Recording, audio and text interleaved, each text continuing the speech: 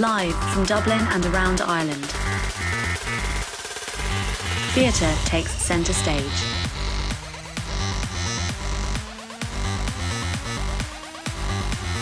Streaming live and focusing on the issues, the art, the craft, the makers. News, hot topics, and artist features. From theatremaker.ie.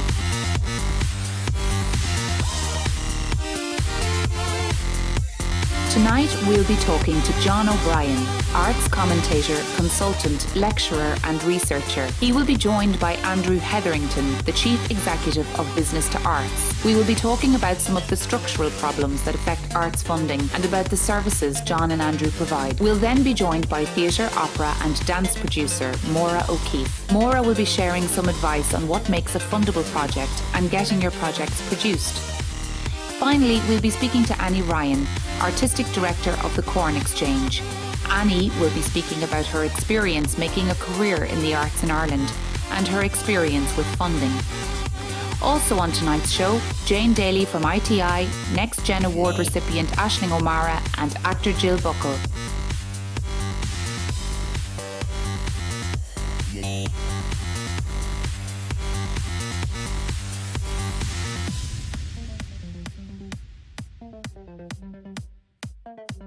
I'm Kelly O'Doherty and this is Stage Door Live for the 5th of August 2020.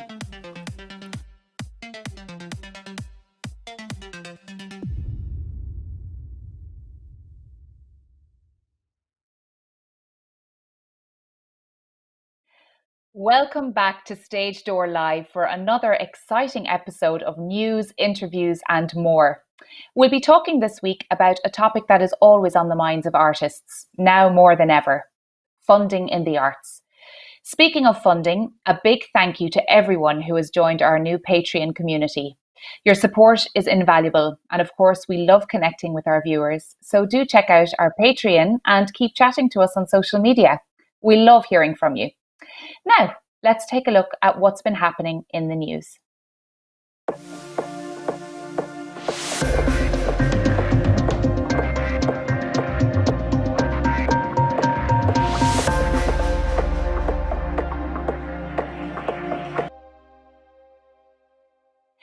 The big headline this week, of course, coming from Taoiseach Micheál Martin last night, Ireland will not be moving forward into phase 4 of reopening.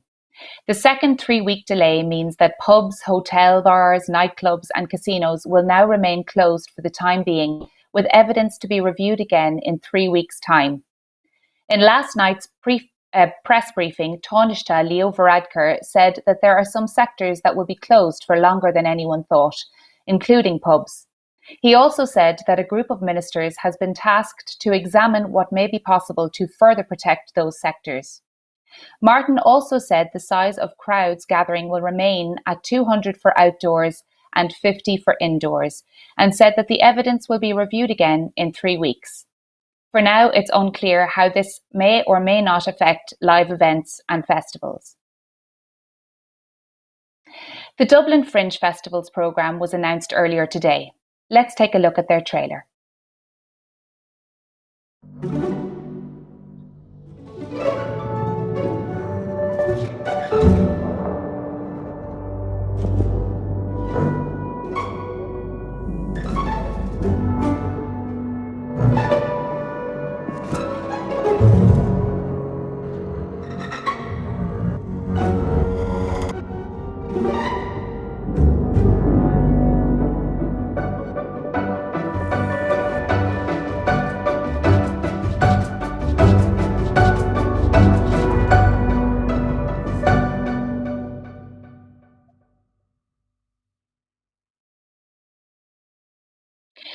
Ruth McGowan, Dublin Fringe Festival Director, said to Stage Door Live, "Fringe are working with humility, care and rigorous adherence to government guidelines. All of our events are planned for current guidelines and can happen in their full artistic gesture with the current advice for safe working practices. We want to ensure the utmost safety and comfort for artists, audiences and staff at the festival in this extraordinary year. We can't wait to explore the lineup of over 100 different events, including new plays, comedy, and even an audio immersive nightlife digital experience in the comfort of your own home. This year's Fringe Festival, Pilot Light Edition, runs from September 5th to the 20th. Just in, both Belfast International Arts Festival and Barbaro Children's Festival have announced that they are going ahead this year. We'll post details in our blog, The News That Didn't Make It, tomorrow. In other news from the government, Minister Catherine Martin has announced the allocation of funding to help stabilise the arts and culture sector. In the last few months, a total of €56 million has been introduced to support the stabilisation and recovery of the arts and culture sector. The funds announced yesterday by Minister Martin includes a further €1 million in grant aid to key cultural organisations in receipt of annual funding from the department, an allocation of €270,000 to the Music Capital Scheme and €58,000 to Business to Arts. You can find more information on yesterday's allocation announcements in our show notes later this evening. And while Ireland has largely escaped the widespread redundancies and permanent closures being seen in venues across the UK, some bad news from one of Dublin's two full-time producing theatres. The Gate announced on Thursday that it will remain closed until 2021. An article in the Irish Times reports that the Gate says it was the largest employer of freelance Irish theatre artists in 2019 at more than 500. This year, it had been slated to employ 568, including actors, writers and directors, for expected audiences of over 100,000. It also says that 67% of its yearly income is from ticket sales, while only 23% comes from the Arts Council and 10% from fundraising. Director Selena Cartmel said, "As we look forward to the possibilities of what 2021 may bring and how the Gate will play its part in helping to pioneer a new theatrical landscape, I take heart from the solidarity of our staff and our theatre colleagues as we experience this crisis together." In more positive news, the Galway International Arts Festival have announced their autumn edition programme. This year's lineup includes a mixture of in-person and online events running throughout September and October, and includes an immersive theatre installation by Enda Walsh and a work in progress showing of Walsh's new play, Medicine. Next year's festival will take place from the 12th to the 25th of July. Also announced earlier today, the Bram Stoker Festival will be going ahead this year. The 2020 festival has been designed to be enjoyed both in person and from the comfort of your own home. Although the lineup of events has not yet been announced, we do know that the festival will take place over Halloween weekend, starting October 30th and finishing November 2nd. You may remember seeing Ben Esdale and William Dunleavy on our recent musical theatre episode. Well, we are delighted to say that the concept album for Dangerous Liaisons is now available to stream on Spotify and Apple Music. You can watch our interview with Ben and William on our YouTube channel, and we will, of course, share a link to the album in our show notes later tonight. In international news, while the excitement of Edinburgh Festival Fringe can take place in person this year, tickets for this year's digital programme are now on sale. The programme includes a number of performances, talks and more, and offers both live and watch anytime events. The festival has even managed to transform Fringe Central into an online hub for artists to connect, chat and participate in networking events, webinars and more. In other news from Scotland, the Scottish Government's Performing Arts Venues Relief Fund has received a £2.5 million increase to the available funds. This brings the total amount of available support to £12.5 million, intended to remove the threat of insolvency prior to the end of March 2021, allow for specialist and core staff to return from furlough, and increase commissioning and employment opportunities for freelance artists and creative practitioners. The Welsh Government has also announced new funds to support the stabilisation and recovery of the Welsh culture sector. £53 million have been invested in the sector, of which £25.5 million of revenue funding and £2 million of capital will be allocated to the Arts Council of Wales. In opportunities and funding news this week, Dublin Theatre Festival has announced a research residency led by Barbara Rees during this year's festival. Unacknowledged Loss will focus on the topic of contemporary farewell rituals and how the zone where art, care and rituals meet can be an interesting place to explore formats for the future. Participation is online and there are 7 places on the residency. The Arts Council and Arts and Disability Ireland have announced a second round of funding through the Arts and Disability Connect scheme. The scheme is designed to support individual artists with disabilities and includes new work, mentoring and training awards.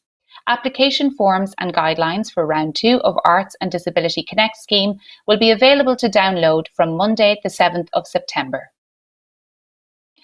For our viewers in Northern Ireland, the Arts Council of Northern Ireland, in collaboration with Future Screens Northern Ireland, has announced the opening of the Individuals Emergency Resilience Programme. Created for those working in the creative economy, including freelancers, musicians, actors, artists and craft workers, the programme aims to retain a vital workforce within the creative sector, which is at risk of being lost as a result of COVID-19. As always, we'll share links to more information on all of the funding and opportunities mentioned on tonight's show. And finally, the arts community mourns the loss of Colm O'Brien. Mr. O'Brien was director of the Arts Council from 1975 to 1983 and a founding member of Project 67, a multi-arts project which later became the Project Arts Centre. He was also a founder of the National Association of Drama for Young People and worked as a director and producer with RTE. That's all the news we have time for tonight, but you can check in with us tomorrow for our weekly blog, The News That Didn't Make It. If we missed anything, please do send us your press releases and suggestions to news@theatremaker.ie or slide into our DMs on social media. If you find value in Stage Door Live, please help us grow by letting your friends and followers know. If you're watching on Facebook, hit that follow button and give us a like. Take a moment to share this live feed with your friends and followers right now.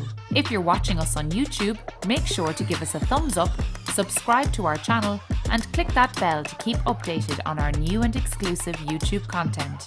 Your support helps us continue these important conversations about Irish theatre now and into the future. Sometimes the pressure to find funding can make us forget our big dreams and rein in our creativity. We invited our viewers to dream big in a world of endless resources.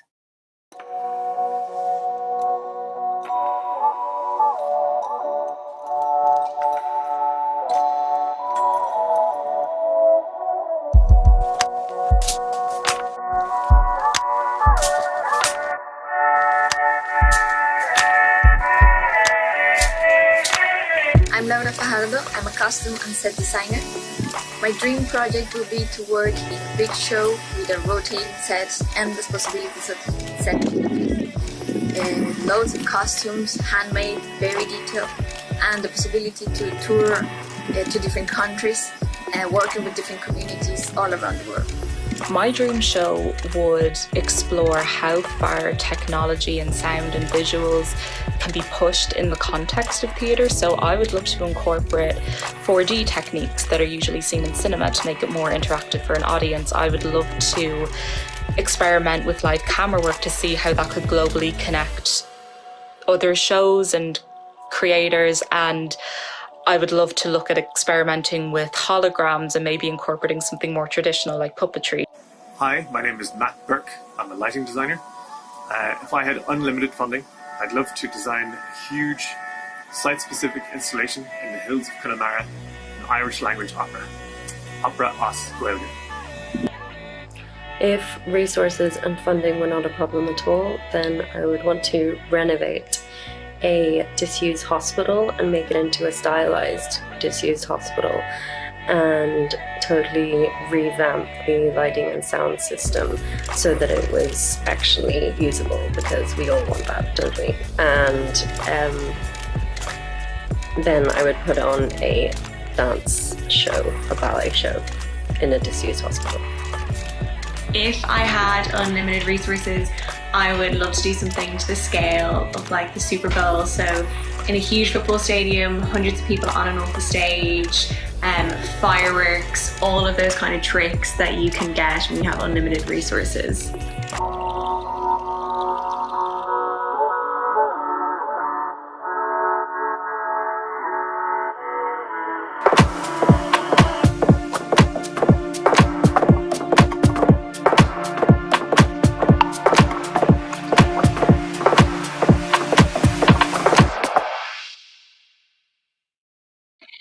My first guests tonight are Andrew Hetherington and John O'Brien. Andrew is Chief Executive of Business to Arts and co-founder of Fundit.ie. John is a consultant, researcher, lecturer and activist for the arts sector. Welcome to the show, Andrew and John. It's great to have you both here with us tonight.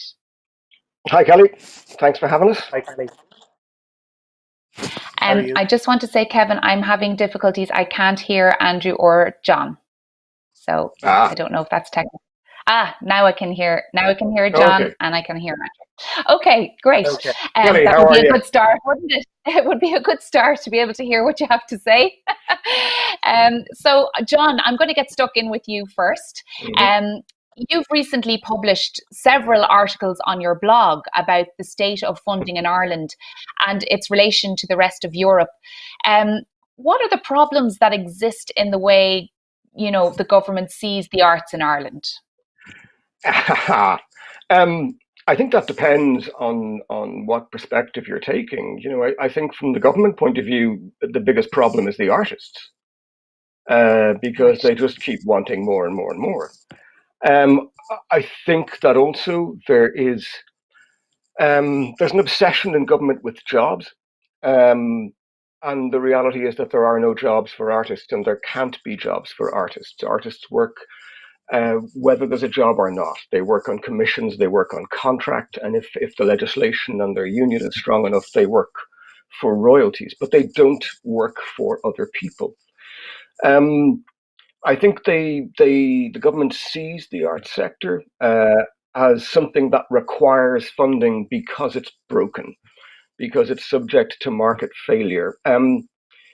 So, you know, because it can't make it any money, from their perspective, they don't take it very seriously. I think they think the arts sector is it's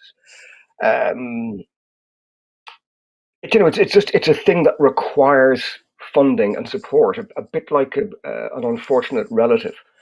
And I think the other problems they have is the only value metric that they have is money. So that they can't engage in a meaningful conversation around all of the other values. And I think finally that one of the big problems we all have is that they don't know what it is or what it's for, other than as an adjunct to something else. So if they can talk about arts and well-being or arts and tourism or arts and self-diplomacy, then they get kind of happy. But you take these other things out and their ideas dry up.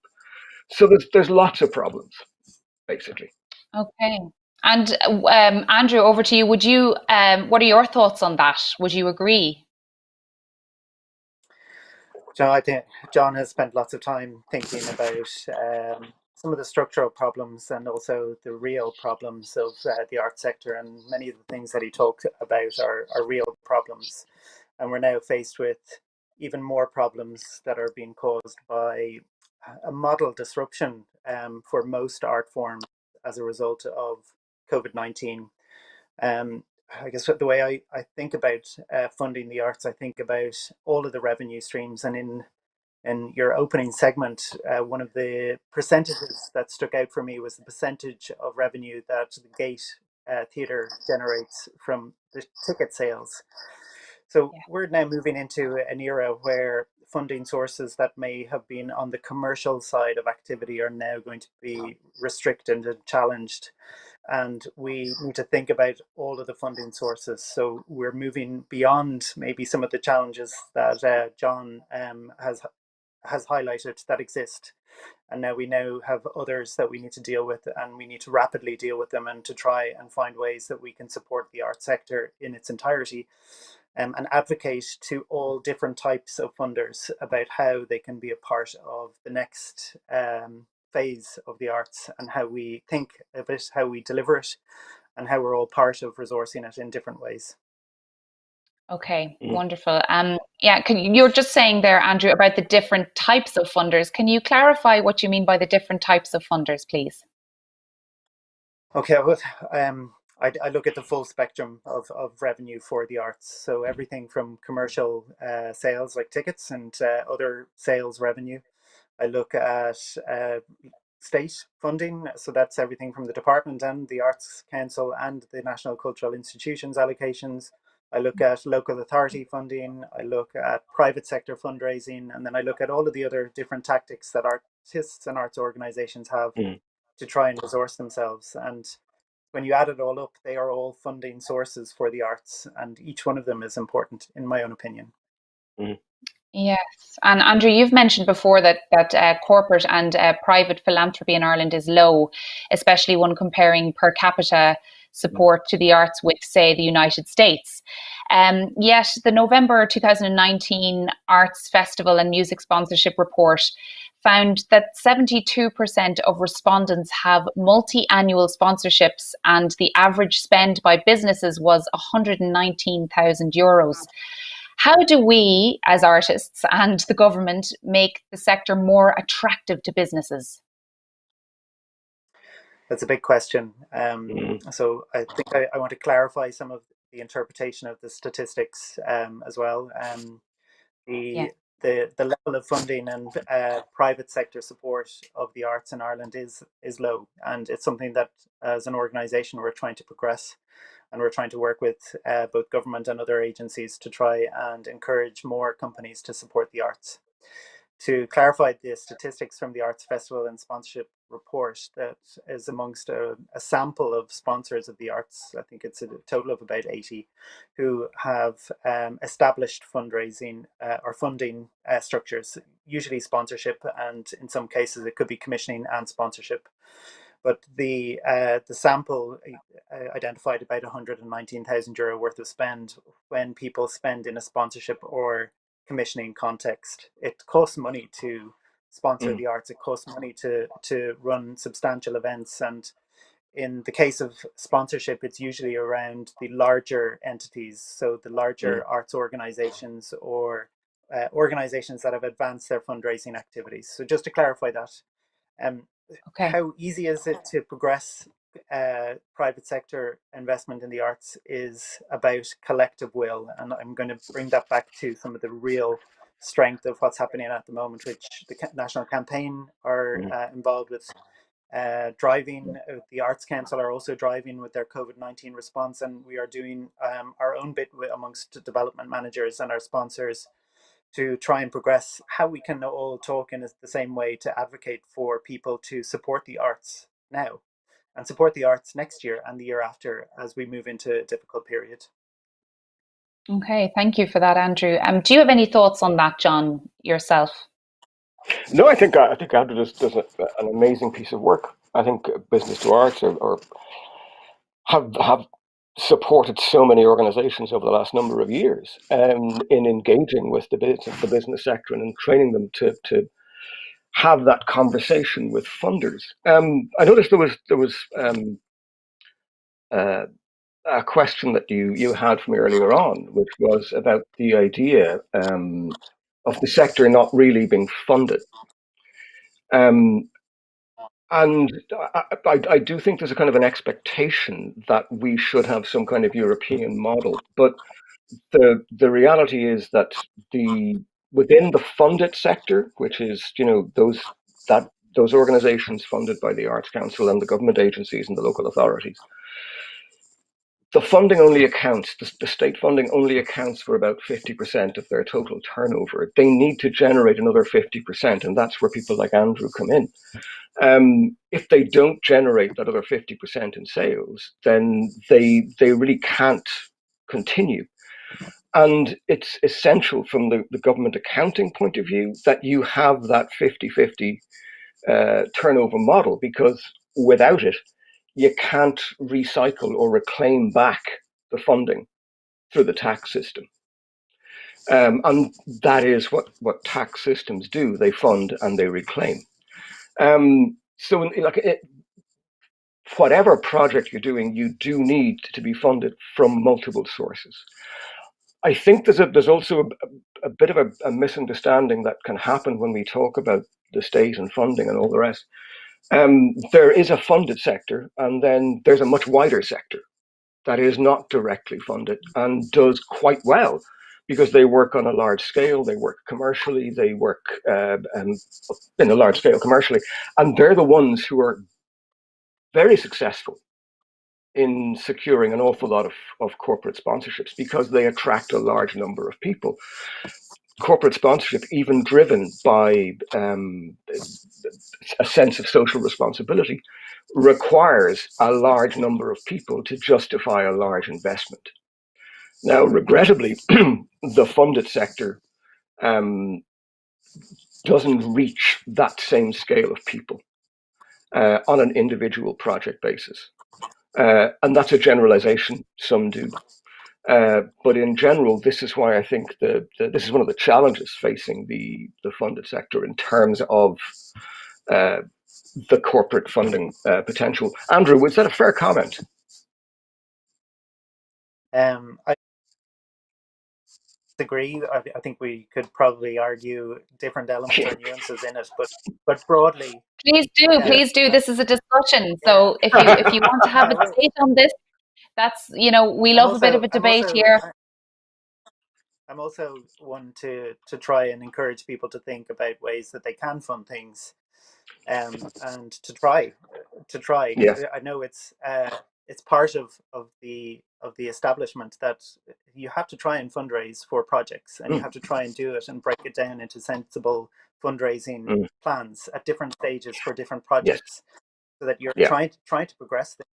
If we stop now and say we're not able to fund, or the funding isn't there, we're missing out on the opportunity to progress something if it does need funding. And John has already said that the arts will work. People will work and will create artwork, whether there is a commission or no fund or funding there. They will create something, but it's actually the ambition. It's the scale of what they create that requires the funding, and the long-term career that they want to have in their chosen media that requires the funding.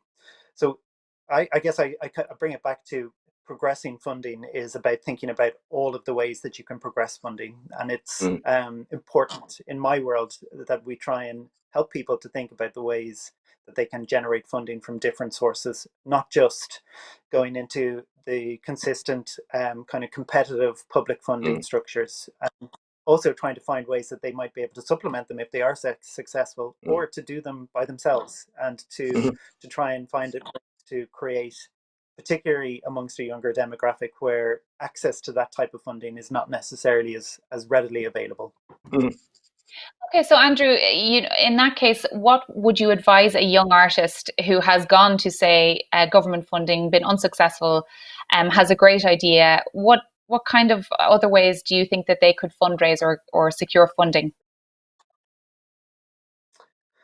Well, so if they haven't been successful with an application, the first thing is positive is that they've created an application. So they have a structure or a budget or a project overview that they are trying to progress. So they've done some work that is relevant for other fundraising activities.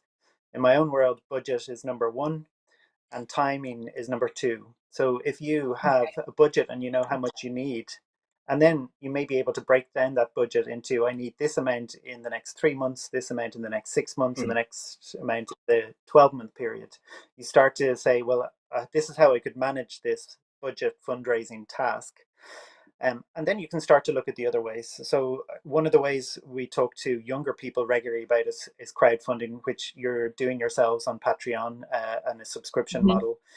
But there are lots of other crowdfunding models. It's not everyone's cup of tea, but it is a way to identify amounts of funding that could kickstart a project or get you on the funding ladder towards progressing a project. That's one way. Another way is not to always look at public being purely art council. And John can talk about some of the other public sector funding sources that there might be that people could have. Yes, John, what are your thoughts on that? No, I'm actually completely in agreement with Andrew. I mean, we already know what the public sector funding sources are. Your question was, what does someone do when they've made an application for funding and it's turned down? It won't be the first time in their career that happens. Been turned down for funding is a common experience for anybody in any sector trying to start a business or a project. And you've got a number of choices. Can you do it smaller? Can you do it faster? Can you do something else? Can you reflect on why it was turned down? Can you put together a smaller version of the project? Can you construct a funding plan as outlined by Andrew? And can you find the pieces of the funding to make it happen? I think for early stage artists, the reality is that the public sector funding will be the funding of last call, because that's the nature of creating projects in a competitive capitalist environment. You have to have skin in the game. You've got to prove resilience. You've got to learn how to get this up and make it happen. And there's valuable lessons from all of that. There was a tremendous comment made by somebody in a seminar on venture capital that I attended once, when they said, if you want to get someone to give you money, make sure that you're in the same room with them at least twice without making a complete fool of yourself. And that's really, really good advice. People don't give money to people they don't know. You've made your application, it's been turned down, now they know who you are. Can you continue to develop that relationship?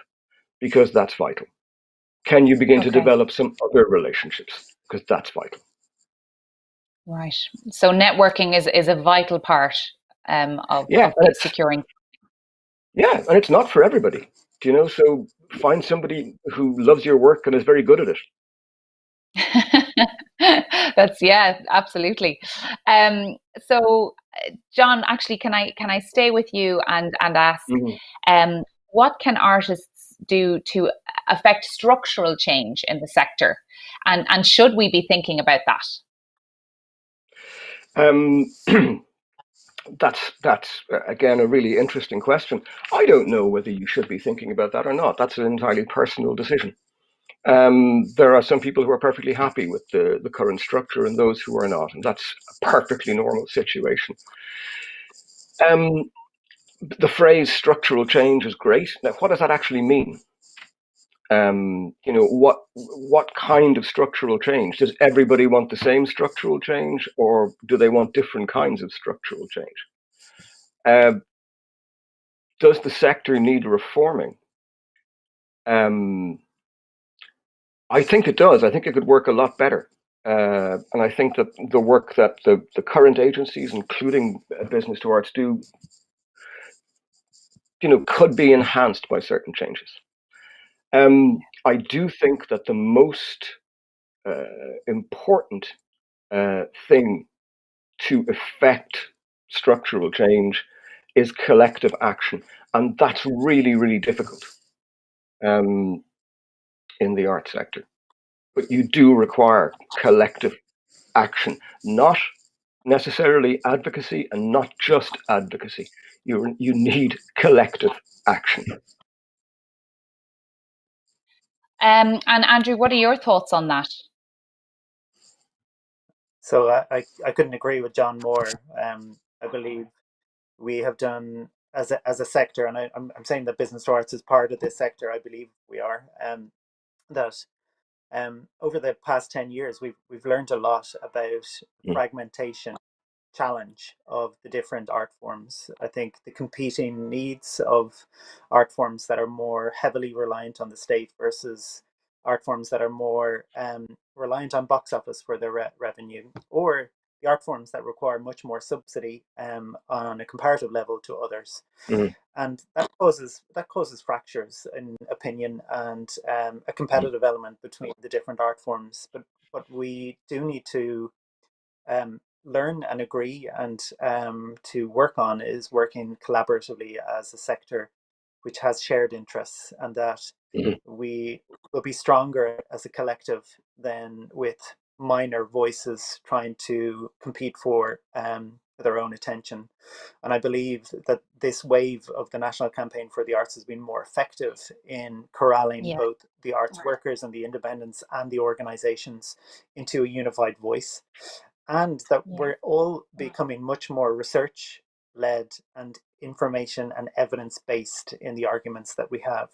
And we're doing that with government. I now think it's up to all demographics, so all age groups, to start to do that communications and advocacy to all of the stakeholders, to all of your local representatives in local councils, to your politicians, to local business leaders, to your parents and your families, to talk about the importance of the arts from a government funding perspective and in general. And we haven't, I'm not sure we've got to that point that we're all capable and armed with all of the information about why the arts is really important, why it needs funding, why it needs support, and the importance of that, not an economic perspective, from a well-being, from life, from vitality, from creativity, all of the other things that make the arts an amazing thing, that are part of its value, and its value is enormous and incalculable. Well, I think that's how we've all been surviving through the COVID-19 pandemic is through the arts. And I couldn't agree more with you there, Andrew and John. So to finish up, I just want to ask you both. So first I'll ask you, Andrew, what services does Business to Arts provide? And can artists at any stage of their career avail of your services?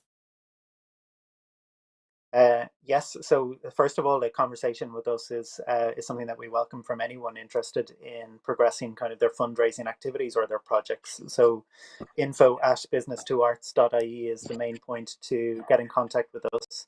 We have a membership base, and if people see value in our membership and they think that they would like to join, then we encourage them to join.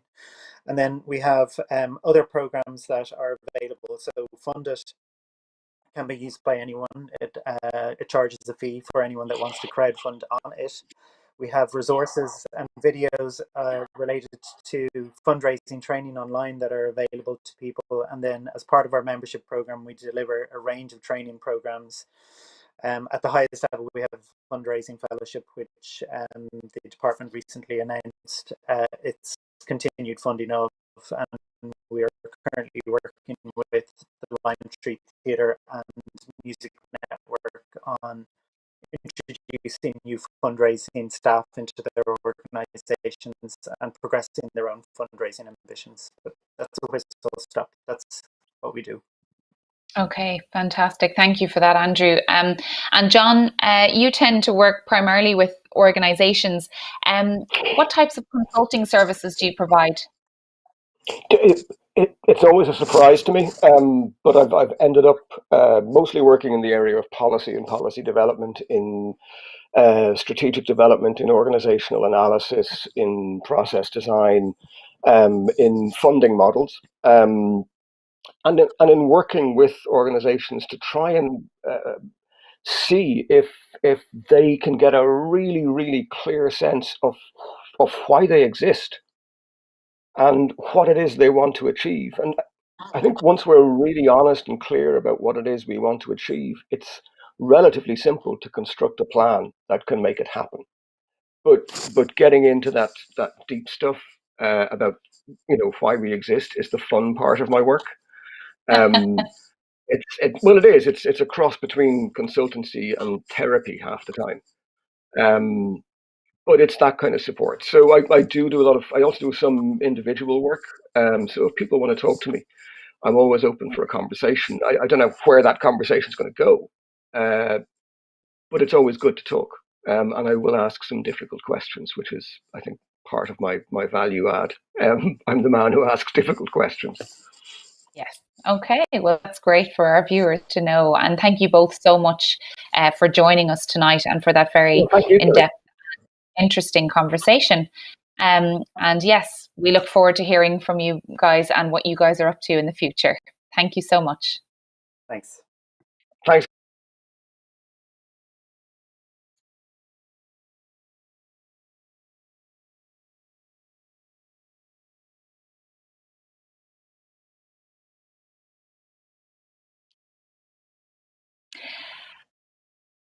I was to speak with Jane Daly from the Irish Theatre Institute earlier this week. Jane has been working in the professional arts, primarily theatre, for 35 years and is the co-director of Irish Theatre Institute with Siobhan Burke. The Irish Theatre Institute delivers support and resources across the whole Irish theatre sector, from festivals and venues to companies and individual artists. Let's jump right in. Jane, thank you so much for joining us. Thanks, it's a pleasure, and thanks for asking me. Of course. So I'm just going to get stuck in. Jane, what resources are available for theatre makers when they contact the Irish Theatre Institute? It's kind of we like to think of it as kind of there's a progressive series of steps you can make when you engage with Irish Theatre Institute in the first instance. And we deal or work with artists, and we're there for theatre artists and to some extent arts workers, both at the kind of early, they have to be professional, but from kind of early career stage, entry level if you like, through emerging mid-career and established. And there'll be different range of services and opportunities depending on your career stage. So maybe your first introduction to us might be through one of our information clinics. We have a service whereby you can contact us via our website and come and talk to us for an hour or so about a particular issue that you want to get information on. We usually used to charge a membership, a subscription, if you like, for €25 for a year, unlimited number of clinics. But we've waived that fee at the moment, given that artists don't have the clippings a tin, as they say, and we didn't want to have to charge anybody during this period. So the good thing about the information clinic is that you set the agenda. So if you want to know something about how to access funding, if you want to learn about venues or festivals in your area and how you might be able to get your work presented there, if you want to learn how to network, how to do a budget, how to make connection with other artists, you can come and talk to us. We can do them online, or when things are back to normal or some kind of normal, you can come and visit us in ITI if you're Dublin based. So I imagine that there will be a number of new initiatives will come out of the COVID pandemic impact as well. Because, as you know, in a crisis, artists and organisations get particularly creative. Well, it's wonderful that you provide those resources for new artists, emerging mid-career artists, and then obviously artists then who have been long established. That's wonderful. Jane, you mentioned about the information clinics that you provide. Am I right in saying that you had one last Friday that the Irish Theatre Institute hosted along with Theatre Forum? Can you tell us a little bit about that and what came out of it? Yeah, that was actually a really exciting thing for us in ITI to do, because Theatre Forum is our sister resource organisation. Irish Theatre Institute is focused primarily on providing supports and resources for artists and for art form development. And Theatre Forum works very much in the area of working with the art centres, with our organisations, and in terms of looking after industry issues like benchmarking salaries, they've been fabulous in terms of the whole protocols across the COVID pandemic impact and how to return to opening art centres. So we sat down together and we planned an information session. It was a 2-hour session, and it comprised a set of contributions from people who are in the business of programming work, presenting work, maybe commissioning work, like Mark O'Brien from Axis spoke, Neil Murray from the Abbey, Lorraine May from Cork Midsummer. And then we approached independent artists who are making work in a range of different ways across different practices. And they talked to us about the importance of supports from different organisations that they've had over the years. But also they were really interesting in terms of their ingenuity about finding funding, and not only through the kind of the standard Arts Council, local authority mechanisms, but also looking at funding opportunities that you could say are outside the arts sector. And we're talking about generating money through health authorities for a nursing home care project. I think it was Maisie Lee. Others talking about accessing funding through maybe the Science Foundation. So it made us really realise, and the 170 participants or attendees, that there are lots and lots of different ways that we can make work together, collaborate, and access resources, be it money or in-kind supports. Sometimes applying for funding and opportunities can feel like a huge job in itself. Do you have any suggestions for artists to build applications into their practice? I'm always coming back to the whole thing about what is your idea? What is it you want to do? I've seen a lot of people apply for money because they feel they have to apply for money when a round comes up, but actually they don't have the right idea, or the idea they have doesn't fit the criteria. So sometimes artists put themselves through a huge amount of work and pain, actually, to construct applications that just aren't really fit for purpose at the time, because the artist themselves isn't entirely clear what it is they want to do. So we would very much say to people, get to know yourself and what you do as well as you possibly can, and learn how to talk about your work, so that if you have an idea to do something, learn how to talk about it, because you're going to have to translate talking about it into fitting it into a word count on a form. And sometimes people will sit down and they kind of say, I can't articulate my project in this very restricted way. So we would be very clear with people, look, forget about the application for the moment. Just learn how to talk about yourself as an artist, talk about your practice, talk about the projects you want to do, talk about your collaborators, and try to imagine explaining that to somebody vocally, verbally, and then you can get assistance in terms of translating it into, the written word. Because not all of us are good at writing applications. Like, I would be good at writing an application, but I couldn't direct a show to save my life, Somebody who is a fabulous director isn't necessarily going to be a great application writer. So there's a real, it's very onerous on artists to be expected to translate their ideas sometimes into the written word. I suppose put in the heavy lifting on it long before you have to actually write the application, so that you're ready when that comes. The Arts Council introduced additional paperwork and supporting material into their application requests around memos of understanding from venues and letters of support from venues, because people were ringing up at 4:00 on the day asking a venue, will you support me? Will you send me an email? But it's become more complex now. So you need to plan.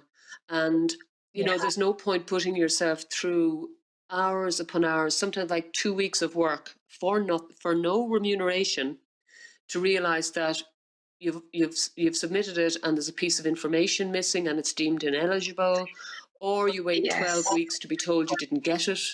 So just plan, talk to people, come and talk to Irish Theatre Institute about planning for an application. There are some key tips. We have a sheet of tips for people who want to make applications. So just talk to people, but know how to talk about your work. You mentioned earlier about the €20 million extra funding that was given to the Arts Council. What are your hopes for that funding, Jane? Well, we know where the money is going. We know that the money is going to go into stabilisation funds for arts organisations that are in very precarious positions, in order to ensure that they will be able to survive and recover. And we already saw this week the announcement that the Gate Theatre won't be opening until middle of next year. And I kind of wish them all the very best with that. And that's an example of, stabilisation funds needed even for very established organisations that have been here for, nigh on 100 years in the Gates case. Then we'll have money that's going to go into some capacity building programs, which will help people to better learn how to maybe deliver on digital platforms. And then the ones that kind of particularly interest me in terms of how they roll out are the next round of project funding awards. The awards open for application on the 11th of August, I think, and close on the 10th of September. And the Director of the Arts Council, Maureen Kennelly, said at the session we had with Theatre Forum on Friday that there will be significantly increased funding for project grants this time round, with some of that money coming from the 20 million. So that's very encouraging. And I'd be saying to artists and makers and arts workers, start planning those now. You have a month to make those applications. So start working now and get all your ducks in a row, so that you can make the best application you possibly can. There are also going to be commissions, and these again are ones that I think are particularly important because this is money that will go directly to artists, where artists across the different art forms will be commissioned to compose, write, to make new work. And those commissions will be largely applied for by art centres, festivals, production companies, etc. But there's nothing stopping an artist approaching any of those organisations with really strong ideas to say, would you be interested in commissioning me, and making an application with me as the commissioned artist, and you make the application. So there is money that will be going to artists, and there will be money to make new work, and there'll be money that's going into organisations to stabilise them and to help them survive, so that they're there to facilitate the making of that work for the artists in the future. But this is an injection of 20 million. I want to see, we want the budget at 100 million to start with, and then for it to grow incrementally, so that artists can, as I said, start to plan further ahead. I'd like us to be more in line with some of our European counterparts, where the per capita spend on the arts is far greater than it currently is. And I'd like the arts and culture sector in this country to be recognised for what it brings, for what it does in terms of the attraction from it attracts foreign direct investment. I know that from living in Galway, where firms set up here because of the cultural offering. I would like to see a career in the arts being something that people are encouraged to apply for or aspire to, rather than it be something that our parents are asking us, even when we're as old as I am, saying, but what do you really do? And, why didn't you stick to the teaching? I want it to be respected as a profession, as a life, as a contribution to the nation in the same way that every other profession in this country or every other type of work in this country is, and not to be held up as just a kind of a cultural brokering tool to attract investment and to promote Ireland abroad. It took a pandemic to expose how fragile our sector is, and that harnessing the energy and the creativity and the professionalism and the expertise that is in the arts sector, that it is something that we as a sector, along with the Arts Council, along with the government across departments, can collectively move forward and work together, rather than us complaining about the Arts Council don't do this, and us saying the government is that, and they saying we're all load of wasters, and the Arts Council saying, there's never going to be enough money. That if we could all actually realise we're on the same page here, And it took a pandemic to maybe point that out for us. If we could learn to stop complaining from here on and see we're all in this together, and that artists need to be respected and trusted in what they do, that they know what they're doing, and that there is an infrastructure in the country that can support that, and we can thrive, rather than, as I said earlier, expect artists to live on the clippings of tin, and then we go flying the flag for how fabulous Irish arts is, when people are trying to work out, can they afford to pay the next month's rent? That's what I want in a post-COVID Irish arts world. Well, I couldn't think of a better and stronger note to finish our chat on, Jane. That was, fantastic. Go on to the Irish Theatre Institute.ie website and you'll find how to access our services, and keep an eye out for the Theatre Forum and ITI information sessions that will be happening. So come and talk to us. Kelly, thanks a million. Thank you. Thank you very much as well, Jane. Keep up the good work, you and your team. Thank you very much. We will. Wonderful advice there from Jane at the Irish Theatre Institute. And I do need to mention that she was good enough to record that on her bank holiday Monday. So thank you so much, Jane. This special feature with Jane was edited for our live show, but we'll be posting the extended interview on our YouTube channel on Monday. As always, we'll provide links to ITI's resources in our show description later on.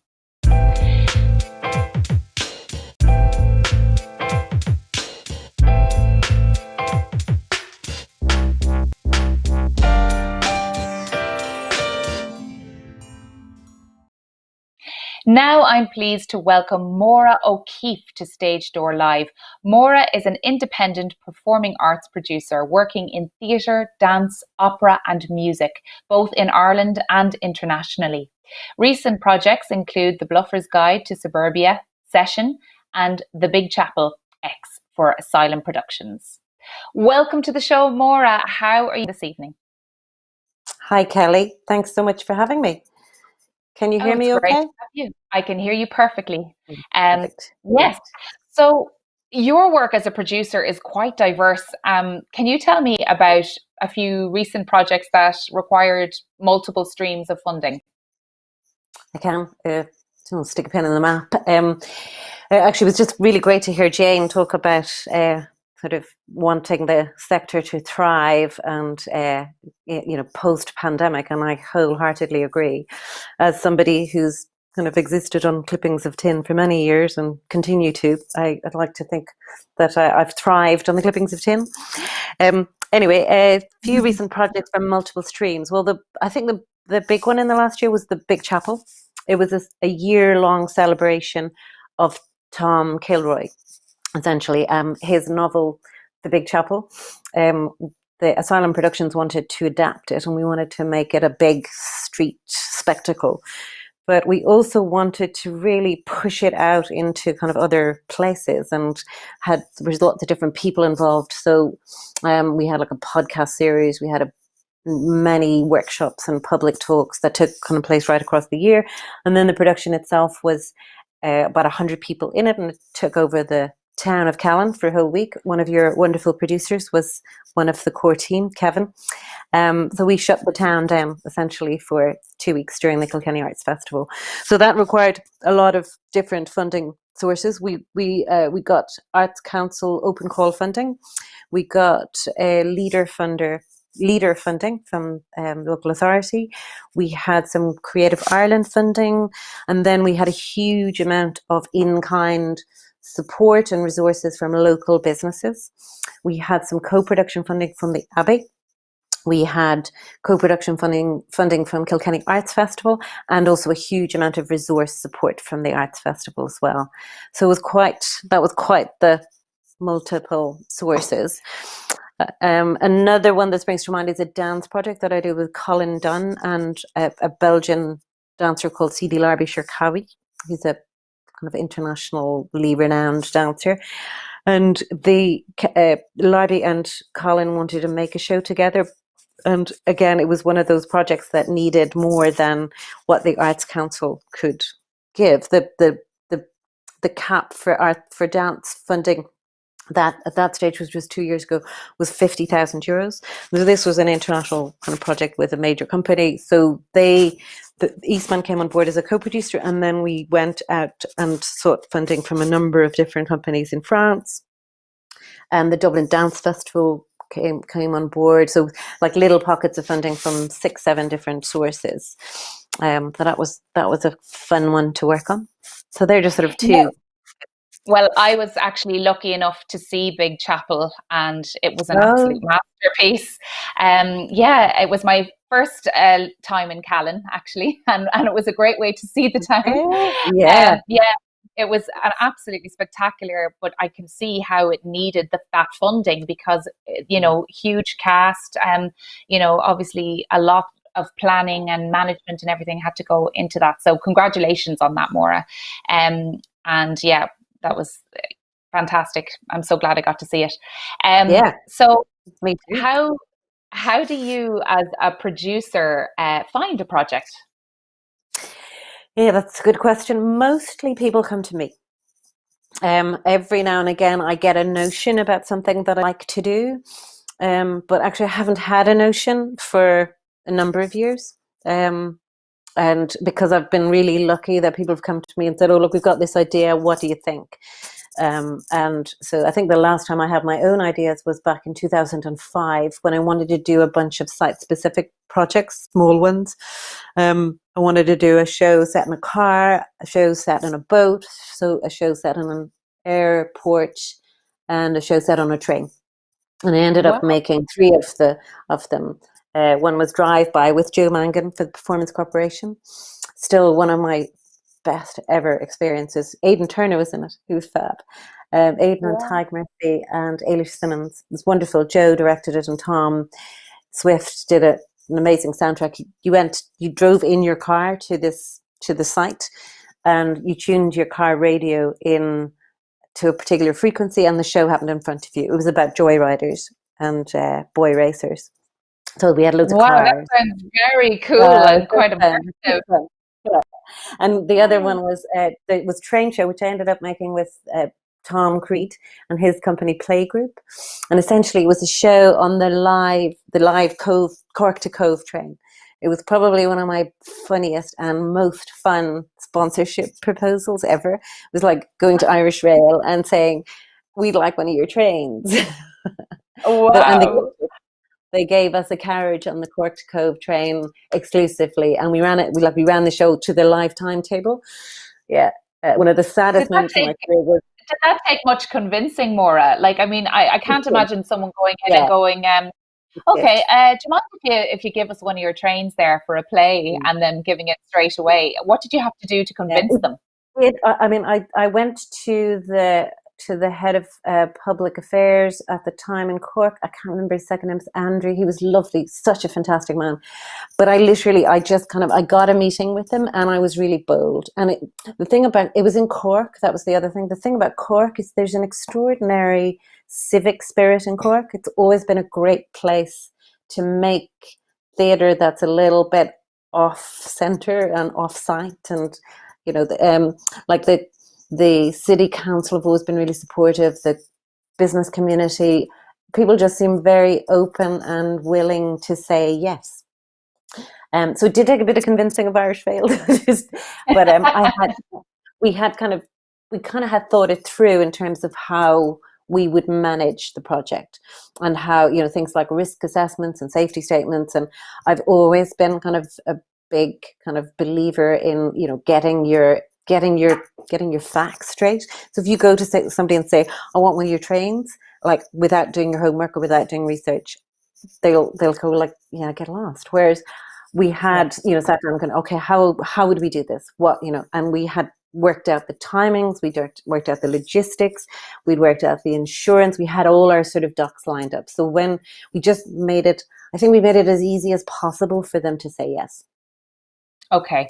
So you mentioned Maura that you were bold, that you had to be bold when you were speaking to them. Is that a quality that artists need to possess if they're self-producing? Like, what advice would you have to give them? I think I think all artists are bold. I guess it's when you want somebody to come with you with your idea, you have to kind of be bolder. But you have to, I think my advice to self-producing artists is really to not assume that just because your idea is brilliant doesn't mean that everybody else will think it's brilliant, even though it is. So that so I remember once working in the Dublin Theatre Festival, and we had a production of John B. Keane's Scythe, and Druid were doing it, and we were going to a meeting with a corporate sponsor, one of the big companies who had been regular sponsors, and I was there, going, oh, this is going to be so easy. They're a big accountancy company. This is a perfect fit. It was a perfect fit. It was like John B. Keane, Druid, the Gaiety, all of that. And the director at the time, Ferguson, had said to me, Maura, no, you cannot assume that they will know it, and it doesn't matter if they don't. It doesn't make them any better or worse as supporters of the theatre festival or of the show, but it's our job to tell them about the show and to let them know what it is, how important it is, and not assume anything. And it was a really interesting lesson, I thought. It was like, I was going, for God's sake, everybody knows John B. Keane and everybody knows Scythe. It's like, what? But that's not the case. And so, but it doesn't make John B. Keane any less good, and it doesn't make them as a potential sponsor any better or worse either. It's really just about assumption. And I think that's really important, that we don't assume.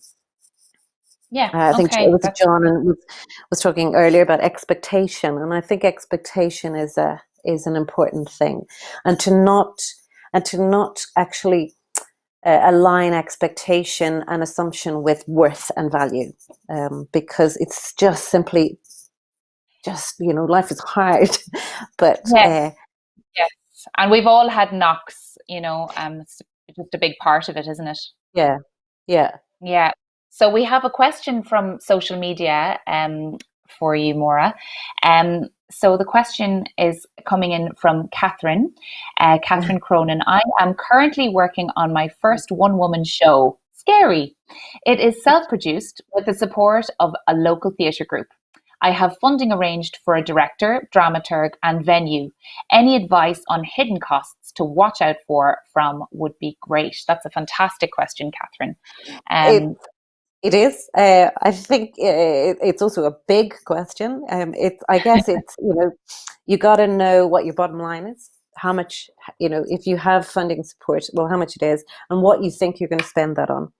And then I think you need to look at what it is you want to do and make a list. Like, I often say this to people when they come to me first. It's like, let's just write down what it is you want to do, and then think about how we might make that happen. And a lot of the time I spend with artists in the beginning of relationships with them, it's trying to match the kind of creative ambition with the practical ambition, and for us not to see them as two separate things.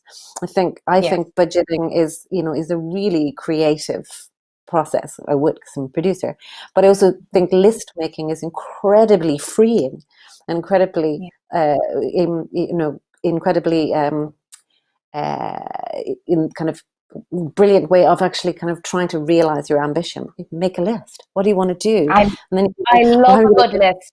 I love a good list, and I love the ticking off bit as well. Yeah. Always. And if you're not good at making lists, I guess it's just find a way of making a list that you are good at it. Like, one of the first things I do if I'm talking to an artist is I like to write things with a pen, and so I literally write things down on pieces of paper, like literally scraps, and it's like, okay, and so even earlier when you were doing the big idea thing, I found myself instinctively writing everything down, going, okay, so hologram, all right, yeah, that'd be about like 35 grand, and I literally I piece all my budgets together through bits and scraps of conversations, and then I just apply logic. It's like, okay, if somebody tells me they want to make a piece of work with a Belgian international superstar, I go, okay, well, that's going to cost us more than I can get from the Arts Council. So Kevin is in my ear here, and he's saying he remembers you and your lists from the big chapel. So there was a lot of lists there. I'd say it needed all those lists. Yeah, yeah, it did. So, Catherine, I hope that answered your question. We have a few more questions as well for you, Maura. I hope that's okay. So, Yes, no problem. at what point in the producing process do you begin searching for funding? It depends. Interestingly, with the Big Chapel, when we started talking about it first, when Donal Gallagher and Maeve Lambert, the wonderful asylum people, came to me with the project, they were looking to kind of go to making an open call application, and I said, no, it's not ready. Let's apply for development funding. Let's see if we can get that. Other times somebody will come to me with an idea and I'll go, okay, great, this is ready to kind of to go. So I guess it depends on how well formed their thinking is. And again, it's kind of down to logic. It's if you think like sometimes what I say to people is like, okay, do you think you could go into a rehearsal room tomorrow with this and make it happen? And if the answer is yes, then great, we go about making that. But I'm a great believer in common sense as well. Just that, yes, you have to be ambitious, and yes, you have to be creative, and yes, you have to. But there's also that, that whatever that formula is called, the SMART thing. So it has to be whatever, something manageable, ambitious, realistic, and target driven. And there's a lot to be said for, again, just looking at it practically, but without denying the kind of creative part. Okay. Yeah, absolutely. So if you don't get the funding that you're looking for, where do you look elsewhere? Do you have to keep looking, or Yeah, I mean it was kind of interesting and great to hear John and Andrew talking earlier about other funding strands, and my practice as a creative producer and as a practical producer has grown up around the project funding stream, when because I'm really old, and so I remember the system prior to that, when there wasn't really any opportunities if you didn't have a company, and so I've kind of focused a lot of my energy and attention on Arts Council project funded projects. So I'm a little bit niche in a way. And so most of the work that I have is not sponsorable. It's not commercial. Doesn't often achieve huge amounts of box office. Like, Drive By was maybe 20, 30 people per show. I like to work on site-specific theatre. I'm not afraid of big projects, but I'm or like large-scale audience. But I tend to be the one who kind of works with the less commercially driven and kind of more challenging. Like the Big Chapel was a massive project, but the audience could only be 100 because they could only be as big as our smallest venue. And one of the key venues in the story was the Friary in Callan, and we just couldn't make the show and not have part of it in the Friary. And that was quite a difficult decision to make, because we knew it would be like hugely popular, and there would be like we could sell 500 tickets per show, and we could have made the show on that scale. But to be true to the essence of it, it needed to be a small audience. So going back to the question, if I don't get the funding, where do I look? Again, it varies. I've been lucky in the last number of years that a lot of the projects that I've been attached to have got funding, but I've also been attached to projects that haven't.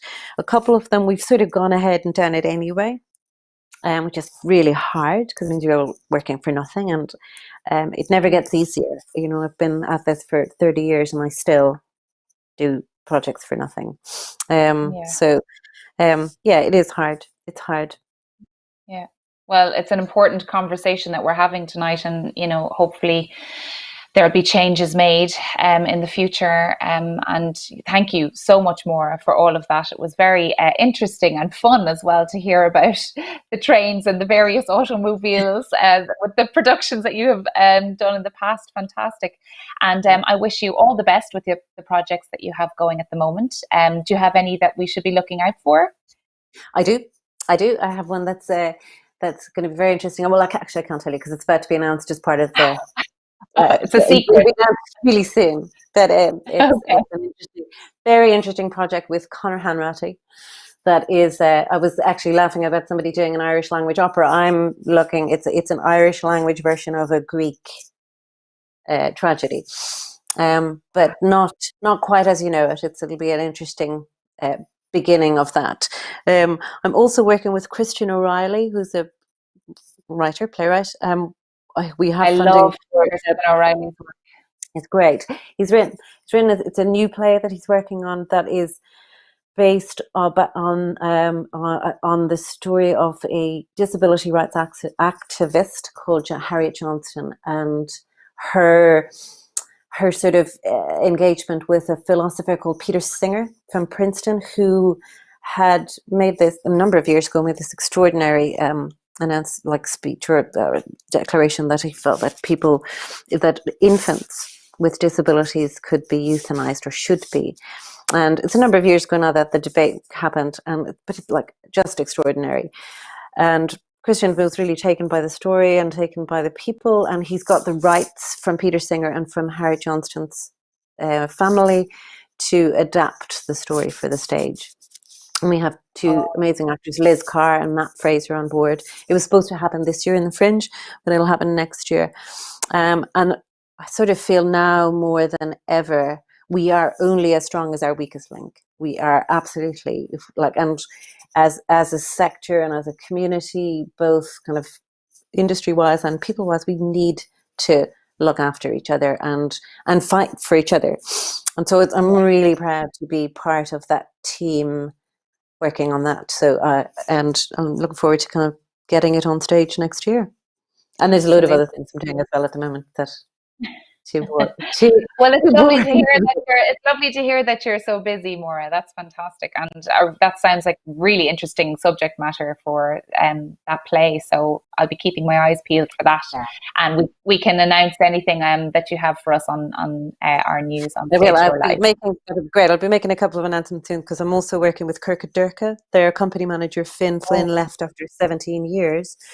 And so they've asked me to come in and just manage the process with them while they figure out what they want to do next. So I've been working a lot with Pat Kiernan, the artistic director there, on some ideas for staging.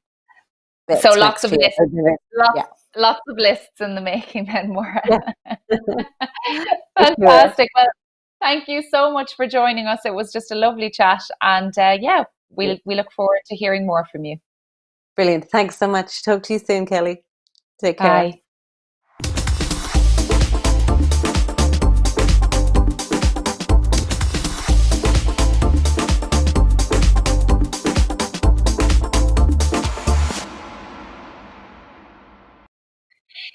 Yesterday, my wonderful colleague Abby spoke to Aisling O'Meara, playwright, actor and recent recipient of the Next Generation Award from the Arts Council. Let's hear what she has to say. Thanks, Kelly. I'm delighted to welcome Aisling O'Meara to the show. Aisling is an actor and writer who received her BA in acting from the Lear Academy at Trinity College, Dublin. She is a resident artist with Dublin Fringe Festival this year, and she wrote and performed in Nothing But a Toe Rag, which had a revival at Bewley's Cafe Theatre after opening at Smock Alley. We'll hopefully be seeing her soon in the first Pegeen at Bewley's Cafe Theatre, which is now moved to the Irish Georgian Society. Welcome to the show, Aisling. How are you keeping? Hi. Good, thank you. How are you?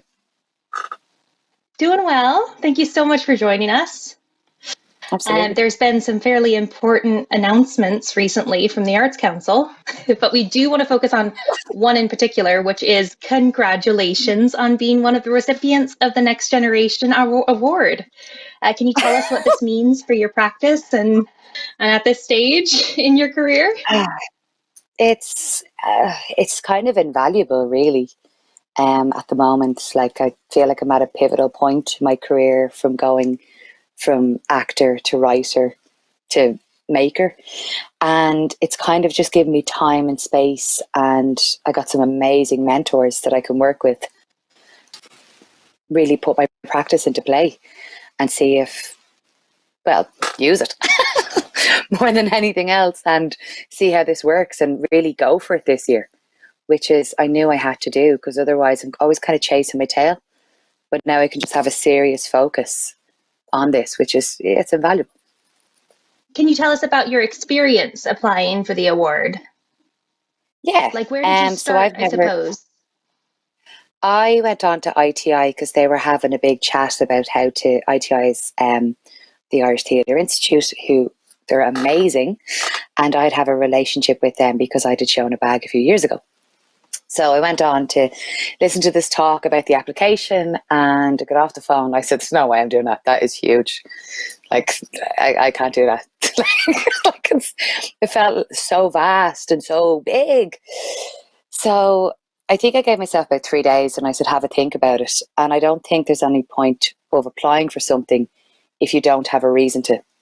So I've never applied for arts application before, or arts grants, because I've never really felt that I was in the right place in the right moment in my career to go at one. So this time just felt right, because I had just done a play called Shit, and which I had a ball on, which got closed during the lockdown. But it was with This Is Pop Baby, who were amazing. And Jenny Jennings directed it, and Philip Conahan was movement director on it.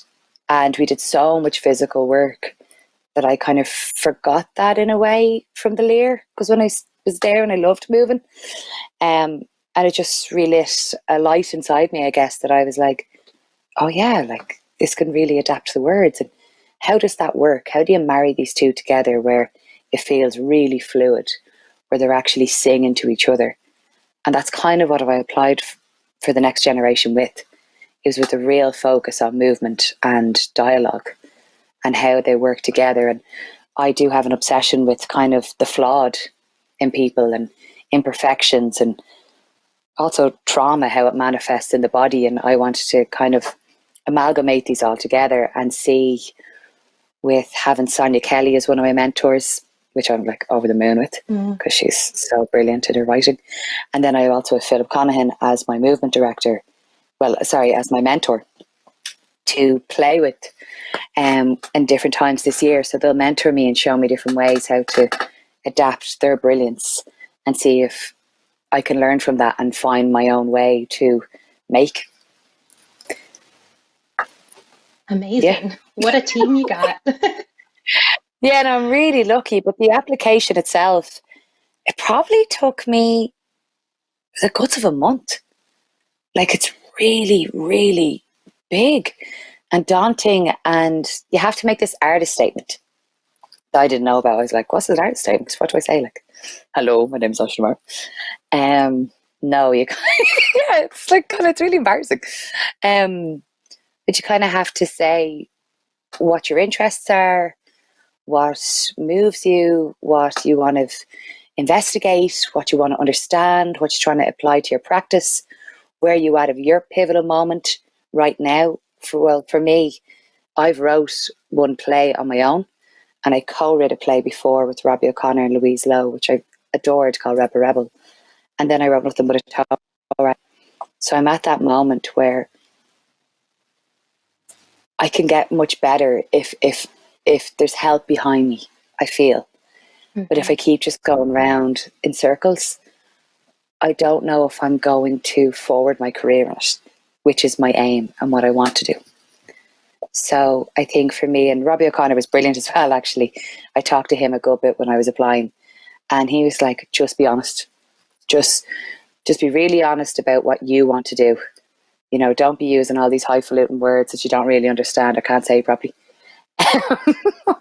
Just say it from the heart. And yeah, I think I was very focused, and I knew what I was trying to achieve.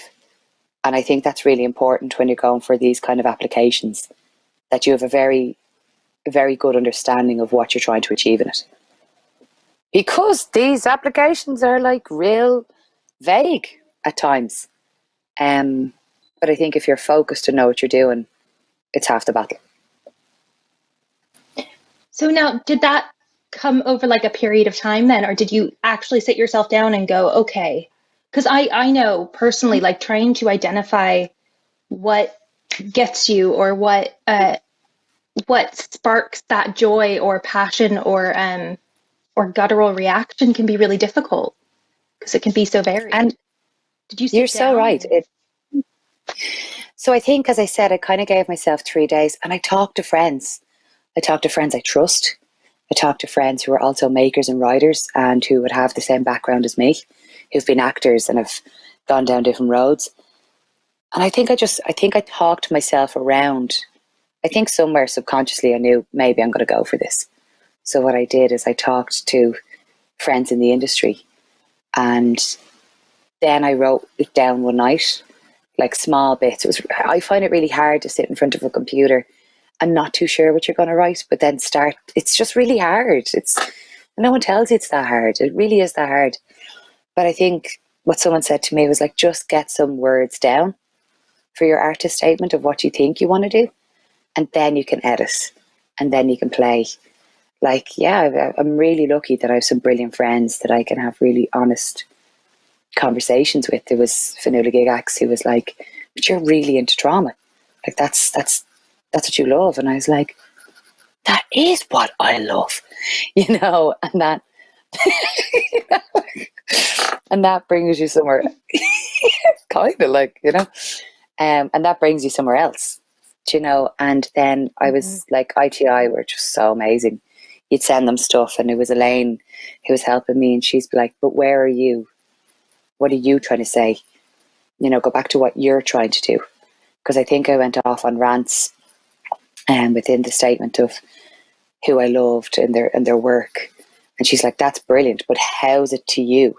How's it go back to you? So it's really tricky, but I think it's really important that someone you value can read it and objectively look at it and say, that's not about you, that's about something else. How did you find, because you said it took you about a month to make this application. How did you structure that time? First time, start with your artist statement, which is all about you, and not exactly what you exactly want to do, but where you're at. So I would have started by introducing myself a little bit, who I am, what I do.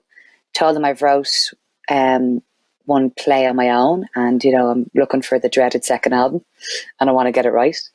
And I'm at a, pivotal point in my career, and then I kind of went into, for me, I said what my interests were.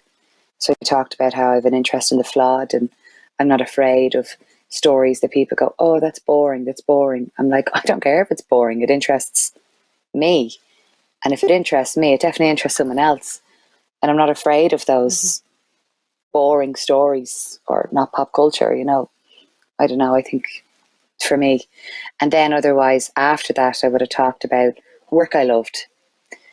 That's what I've just kind of discussed. And then after that, I said which mentors I liked, and said that I had these 2 amazing mentors. And I briefly explained why. So that's about a page, like it's an A4. So you try and make the writing as tiny as you can so you can fit as much as you want on that. And then otherwise, it's real tedious. It's real tedious. And then otherwise, but they're amazing. Thanks Arts Council. But then otherwise, they ask you, how are you going to do this? What are you going to do? And I think it was Claire Monley said to me that Salog had put a timeline of when she was going to do things. So I think that's what I did, is I started saying, this is my aim to do from August 2020 to 21. And I might have talked about what I want to gain by having Sonia as a mentor. And then what I wanted to gain of having Philip as a mentor. And then how I wanted to go see theatre in other places for me to branch out. Because if I'm not being influenced by other work, I don't think we grow. And Ireland have such a magical way with raw emotion and words. But I really want to see theatre unconventionally more. Like, really batshit crazy, and see how my you know what I mean, how my brain can understand that. Yeah. What would you recommend when people are applying? Like, is there any other tips or tricks that you found, or any stumbling blocks that you encountered? Be yourself. Get someone else to read it. Make best friends with ITI. Get in there the year before you do it. Love the ladies. No, they're brilliant, and try and get yourself around people who've either done it, or are applying for it, or understand what they're doing. And there's no way, I know personally for me, that I could have applied for this any other year, because I just wasn't ready. So sometimes, I know that there are so many artists that have applied and applied and applied. Sometimes it can feel like we're not getting anywhere with applications or funding, for funding. In that case, do you think that there's anything artists should try to rethink or reconsider, or? Yeah, I think there's loads of different ways of trying to get funding. Now, I've been rejected from loads of other things, like funding wise.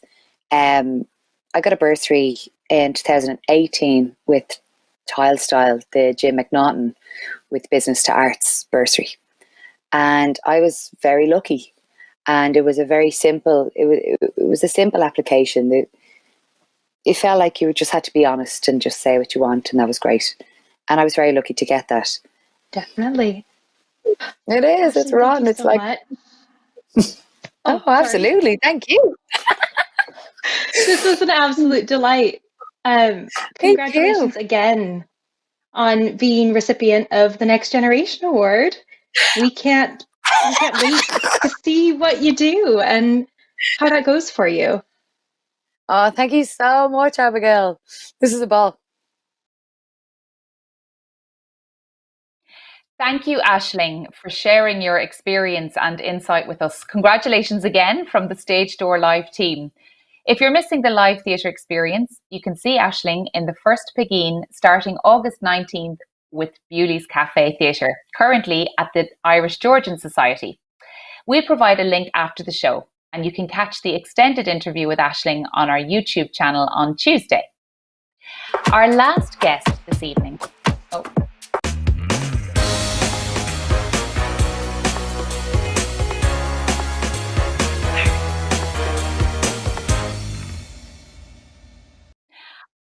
Our last guest this evening is the wonderful Annie Ryan. Originally from Chicago, Annie trained as an actor before moving to Ireland and founding the Corn Exchange. Annie was with us right now at the beginning of 17 weeks ago, and we're so thrilled to have her back again. Welcome back to the Stage Door Live, Annie. How are you? Thank you. I'm great, thanks. I'm really good. Good. So you've been artistic director of Corn Exchange since 1995. How did the company begin, and how did you fund yourselves early on? Well, let me go back a little bit further to say I had been in college here in 89-90, which is like so long ago. I can't believe that could be possible. But anyway, 30 years ago. And I had already started teaching the bag of tricks that I had from Chicago. So a whole load of improvisation games and practices, as well as the Commedia dell'arte style that I was part of this theater company called New Crime in Chicago. And I had already done movies. I had this like huge amount of experience at like 20. And I started sharing it, even though I had no interest really in becoming like a teacher or director particularly. But anyway, I went back and finished my degree at NYU and spent some time in Chicago performing and teaching, starting to teach. And I was just compelled to move back some bizarre way. All my Irish cousins thought I was completely crazy. They're like, we're trying to get over there. What are you doing coming over here? Because in those days, really nobody had any money. And that was really kind of wonderful. So it was a lot of drinking pints in, big Aran jumpers and Doc Martens and talking about ideas. And this was also, in the early 90s, a period where, just to set the context, decriminalization of homosexuality, what had just pretty much happened. So there were like 2 nightclubs, that's it, in all of Dublin. And so there were a lot of house parties. Everyone lived like in Dublin 4 and Dublin 2 in like Temple Bar or around Marion Square or Bagot Street or whatever. And it felt like the city just belonged to us because it wasn't a big nightlife kind of place. And people just talked about ideas and stuff they wanted to do. And I just thought everyone here was smarter and funnier than I found anyone in America. So I came back to work with Michael West partly, and a whole bunch of people I met in Trinity, including people like Kathy Belton, Dominic West, Lenny Abrahamson.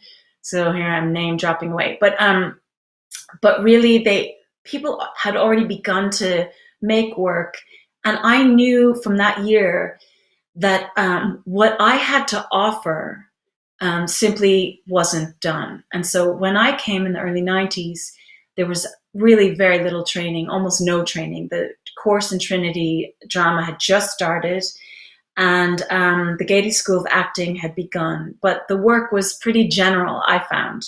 I was also a fantastic snob at the age of 20, going, whatever, which is partly why I had to become a director, because I was such a pain in the ass as an actor. But anyway, so I found that I had something to offer. I had something to give, and I had something that people really wanted. And they were dying to move and to learn these techniques and practices.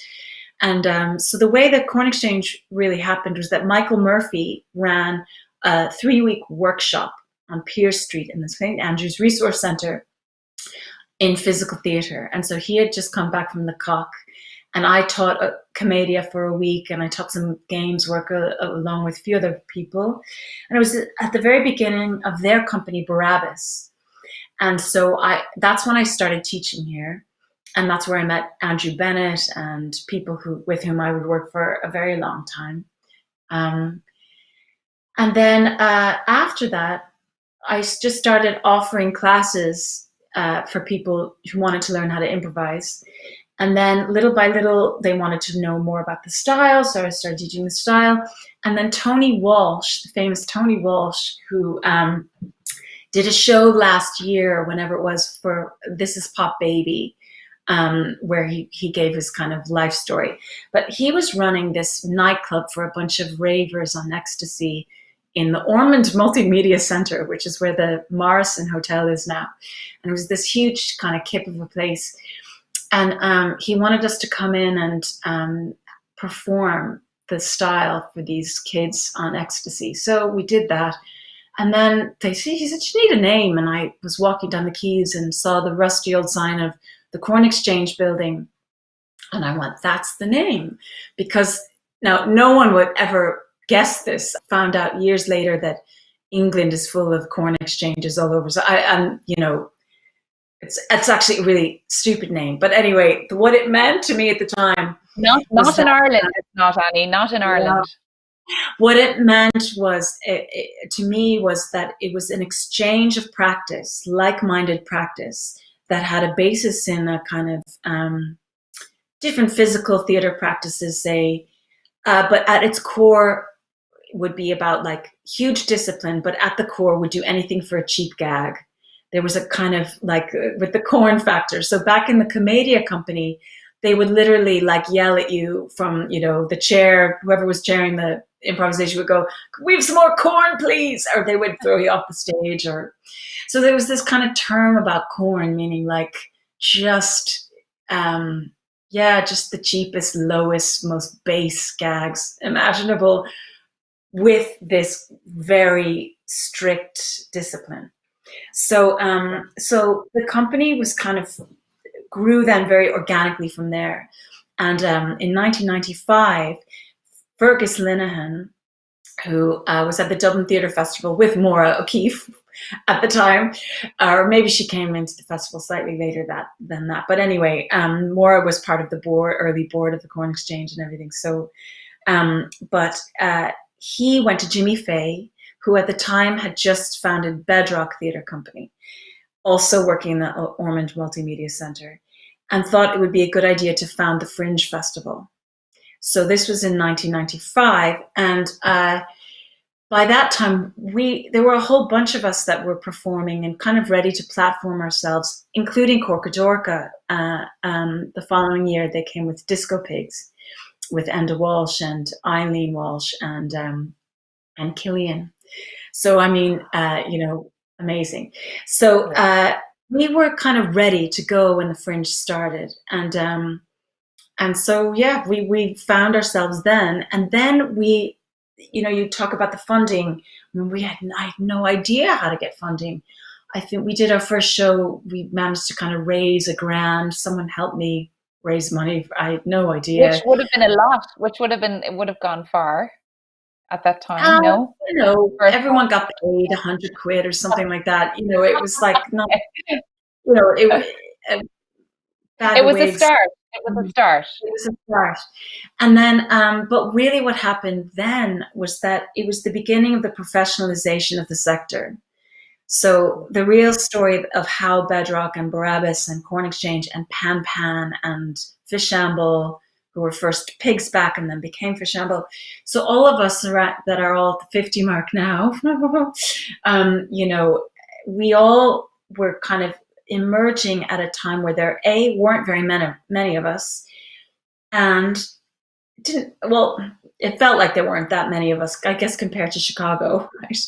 But there was also there was an influx of money in the country, but also with the Arts Council, and there was a real urge and desire on their part to professionalize the sector. So we got our first grant in, I think, 98. I think we got 20 grand for doing something, probably Baby Jane or something like that. I can't even quite remember. But then in 99, we got, I think, 30 and did Seagull in 1999.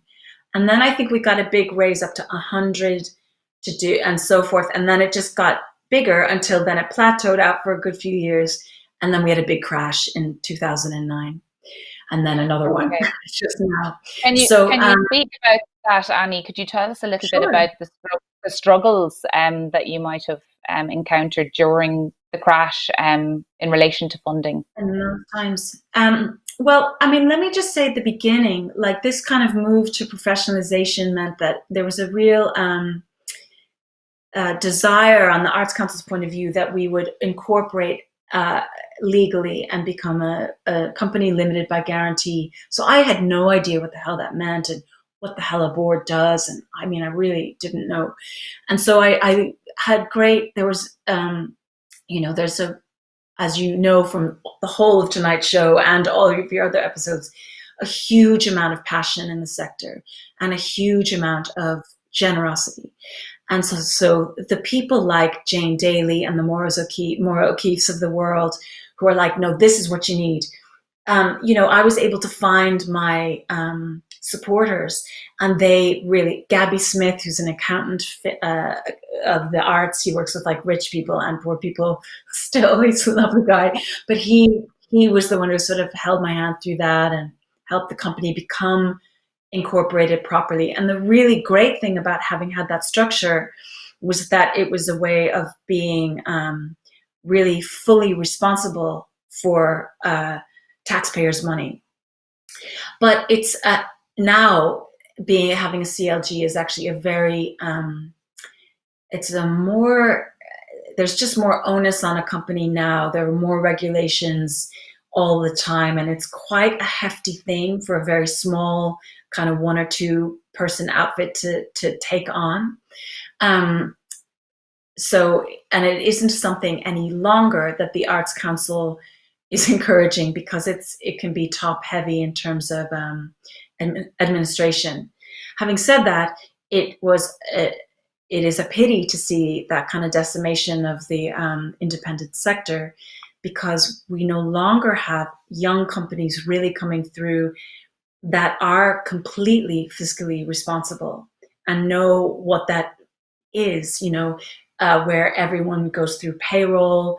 And, you know, there aren't that many people who know how to do that anymore, is the truth. So, you know, that expertise is, I think, leaving the sector, which is really terrible, especially as, you know, your generation will need to take over the Abbey and take over, we'll need to, so, you know, of course, change is good and all that, but it is, I do wonder sometimes at the wisdom, but to catapult forward into 2008, which was, of course, the famous, you know, the end of the Celtic Tiger period, there was a move in the Arts Council to really try to get rid of the independent sectors, or many of them. And so there was a huge call, and many of the companies were cut to zero.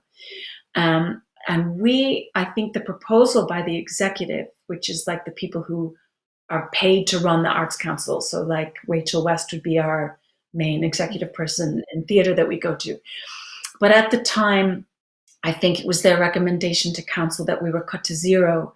But the council at the time overturned that decision, and we were only given a 48% cut. But that was still really, really massive cut, from about 300 grand to 150. And what I really learned is that to do like a mid-scale show that's decently supported, you know, so you're not just, you know, to make an original piece, you really do need more than 4 weeks of rehearsal. You need 300 where were you in the process, Annie, when that happened? Were you already rehearsing the piece, or were you just still in the planning stages? Go back to the drawing? Well, actually, when we had just premiered probably our best ever work. So we made a show called Free Fall in 2009.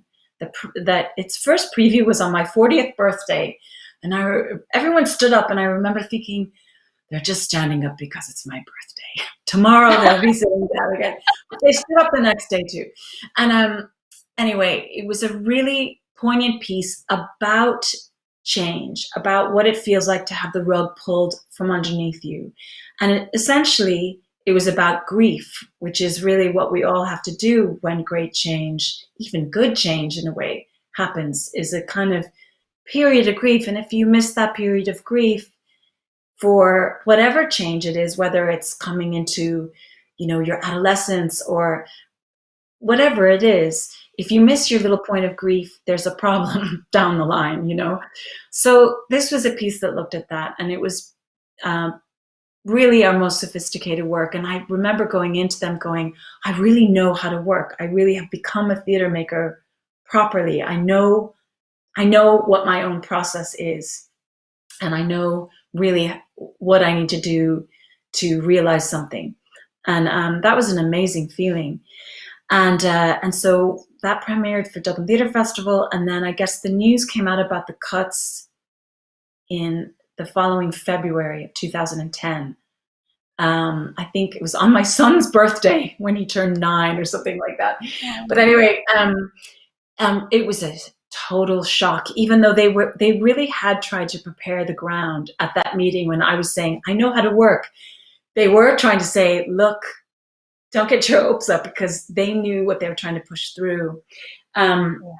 Anyway, the communication wasn't the best in those days. And people, you know, on both sides have improved their ways, no doubt. But so the news came, and actually our meeting with them was the very following morning after we won Best Play and Best Director at the Irish Times Theatre Awards.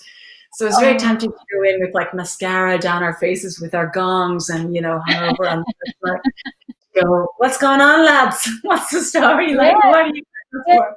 But anyway, it was tough, and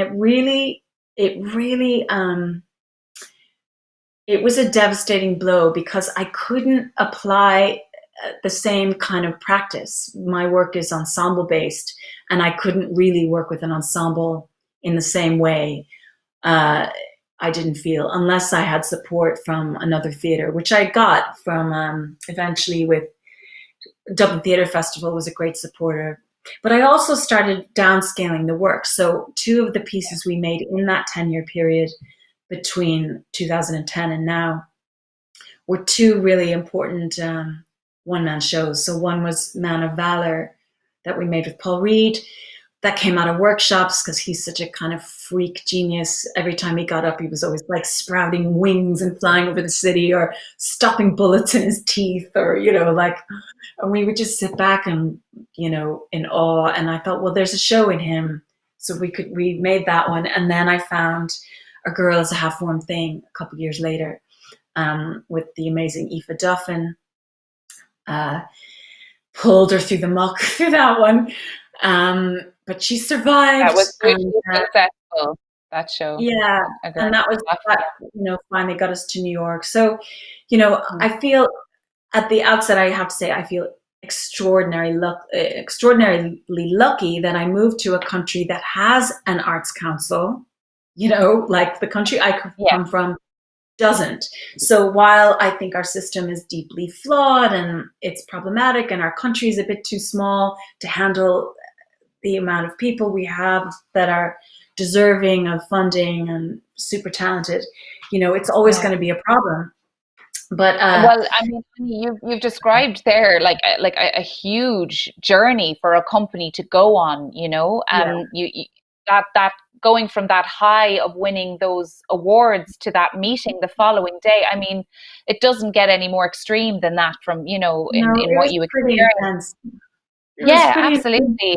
Yeah, and recently as well, there's another step that the Corn Exchange, in an article for RTE, you wrote yourself, recent funding cuts have marked another chapter change for the company, more grave than the last time perhaps, but we remain optimistic and even excited for whatever new adventures and partnerships lie ahead. What does that mean for you and at this stage in your career? I don't know. I don't really know in a way. So the story, for those of you who don't know, is that the Arts Council didn't award us any funding for 2020 after 20 years of funding us every year. Now, I will say that for the last 10 years, every time we did get our grant, there were big sentences in the letter saying, this company is probably unsustainable, don't get your hopes up. In other words, like they were never promising us multi-annual funding or anything like that. So, it wasn't, but still, like we were funded every single year for 20 years. It's quite a long time. And it's a really very big message to send to go from 180 to 0. So, it's a pretty big message. So, it's a bit of an invitation to open another door, So for myself personally, so we are undergoing huge changes in the company, obviously, because there's no funding coming in. We did get a small project development grant for 2020. And so we are developing, we have I'm still developing a whole bunch of projects, and there really might be a case in a few years or sooner or later than that I find the right partner to go back to the Arts Council with a substantial piece of work or a small piece of work. It's hard to imagine that I wouldn't be going back with another application, and the invitation is there. But I do think in practice, I'm not sure about the ethics of how possible it is to go from getting your grant one year to getting nothing the next year to so I've been hanging on the last rung of the ladder for 10 years, looking into the abyss of project funding. And so I am now in the abyss of project funding with all of you freelancers. So, I'm in the same boat. What was it Maura and Jane were saying about tin? It was something about eating tin or something. So I don't know. Oh, yeah. I'll find out. Yeah, that was a wonderful image. Tin clippings. She was survived on tin. Yes, yeah. So I'm learning, but I haven't been a freelance artist for my whole adult life. I've just had the Corn Exchange. So the only person who had the best reaction to all of this was Alwyn Fuere, who's a great hero for so many of us, good old Alwyn. So I said, Alwyn, the funding's been cut. And she said, oh, that's brilliant news. That's the best news I've heard in ages.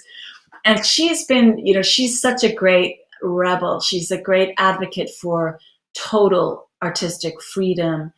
And she's been saying to me for maybe 15 years, Annie, your company is holding you back from something.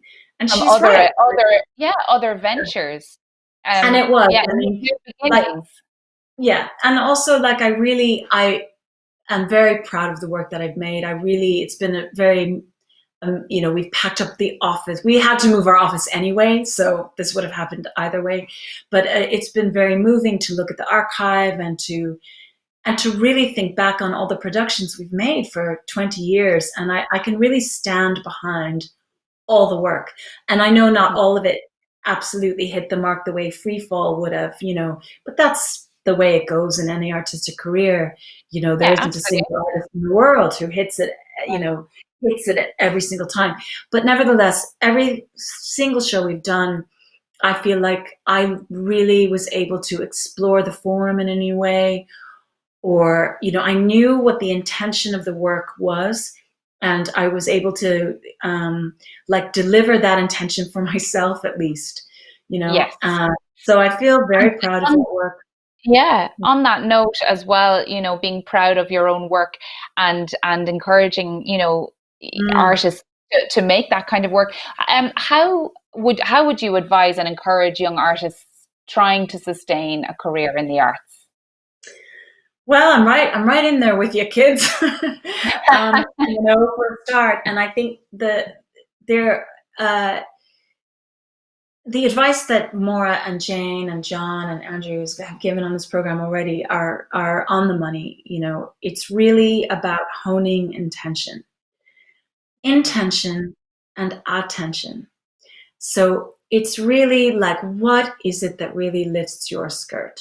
What is it that really tickles you? And what, and make all your lists. What's the list of the work that you love, the theater that you love, but also the movies that you love. For me personally, I'm a huge film fan, and for years I've been I really should make a film, but I kept making all these plays, and because of the company, and so I'm now moving into a whole other art form, which is really exciting. So I guess what I want to say is that we are, in our very essence as human beings, creative. Yes. You can't stop us, and different people's creativity go into cooking, gardening. It really is so much broader. And I sometimes think in the theater, and maybe particularly here in Irish theater, because we're such a small country and it's so intense, that we sometimes forget that your creativity is so vast. So here's some advice, right? So ways in which you can your intention. Make your lists of, your favorite stuff, where your real pleasure is, what you love to do as a performer, as a writer, or as a director, whatever it is. Is it drawing? And even if you're a performer, it might be drawing. It might be trying on another practice that might really feed you. There's a great 70s book, really cheesy American 70s book. It's like the Bible of this kind of thing. That's what the hell is it called? The Artist's Way. I think that's what it's called. But she has. I have that so book. Great. Yeah, go get the Artist's Way. But here's the thing. You don't even have to read the whole thing. The main two things she says is every day write 3 full A4 pages, 1, 2, 3 pages every day on whatever the hell you want. Yes. Just keep writing for 3 pages. And the affirmations as well. Affirmations, I remember that from the book as well. Yeah, you have the voices in your head that are telling you can't do it. You have to block them out. Yes. So yeah, it's a great that's what I was book. going to say. Hone your intention and your attention. So keep your attention on what you love, that your attention on all your lists of what you love. And because of this extraordinary moment we're in, our attention is really global. So, you can extend your creativity way beyond Irish theatre. Now, of course, we want you to stay in Irish theatre and everything, but we can watch shows at the Schaubühne. We can be turned on by like the workshops I'm part of now. Okay, the workshops I'm on now are have people from all over the globe. So intention, attention, and the big one is kindness. Kindness to yourself and kindness to everyone else. Now, everyone here in Ireland is really, anyone will go for coffee with you. Call up anyone you want and ask them to go for coffee. It might be time for those. It might be time not for the coffee, but the pints, the Aran sweaters, the Doc Martens need to come out again, and those big ideas. I think that was lovely. That was a lovely image that you. I want to say one more thing, and this is really having listened to Obama. Michelle Obama has come out with this new podcast, and she interviews her husband, and it's really funny. But they're really right about this. Like, it's nice to be interviewed, but I'm 50. I have to find my own way. I'm in the abyss, but everyone's in the abyss all the time. So the first thing is there is no ground. There's no solid ground. There's only just the change. That's not great news, but it's just the way of it. So the other thing is, my story of how I got my funding is my story, but I didn't have a clue. I just bulldozed my way in with my American way, and whatever. But your generation will have to find its own way. And what I want to say is that your generation is already way more open than ours was. You're so open. You're so smart. That's a lovely thing to hear. That's very nice. Yeah, and the future is yours. Like it's yours to invent. So keep your attention, not just what you love, but like what is needed in the world. What does the world need? And how can you be of service? And when that is what happened to me. I went, loads of people can teach what I teach in Chicago, but this country, I could do something here. I could be of service. So how can what you love, how can your talent and what you love align with what the world needs? Oh, thank you, Anne. That's just such a lovely that's just such a lovely message to finish on tonight. Good medicine for the world with whatever the hell you do, whether it's plays or baking fucking blueberry pies or gardening or a whole mixture, because God knows the future is going to be a bit mixed. There isn't a full-time job for an artistic director anymore. That's gone now.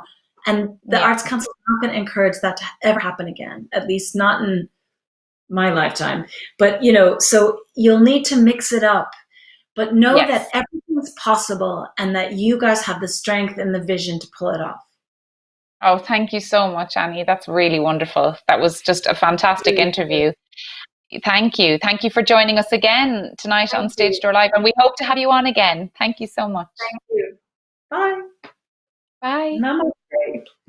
Namaste. Thank you, Annie. That was lovely.